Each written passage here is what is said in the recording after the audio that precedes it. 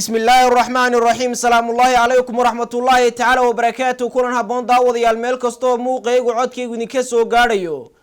ku soo dhawaada wixii war naga soo gaadhay geeyga Soomaaliya doctor iyo guud ahaan dunida inteeda kale warka waxa idin la socodsiinay anigoo Naasir Cabdulqaadir Abduwahab Naasir Talasame halka aad si toos ah kala socotaan waa xarunta guud telefishinka caalamiga ee badda 24 TV uu ku leeyahay magaalada Hargeysa caasimadda waa deegaanada Somaliland qodobada warka ku daawan doontaan kuwa ugu waaweyn waxa kamida wasiirka wasaaradda arrimaha gudaha Somaliland ayaa bulshaweynta ku dhaqan xeebaha bari uga digay roobab dabayl wato ku soo wajahan agaasimo cusub oo dhawaan loo doortay ururka dhalinyarada Somaliland oo Sooyo oo maanta xilkii la wareegay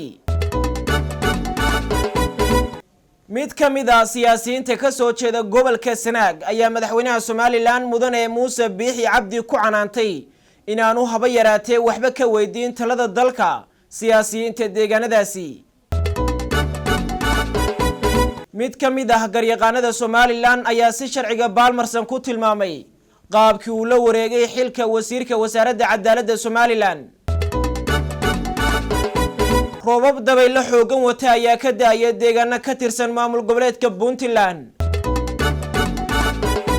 dawladda dalka Kenya ayaa sheegtay in saraakiil lagaga dilay weerar dhawaan ka dhacay deegaanka Mandheera ee dalkaasi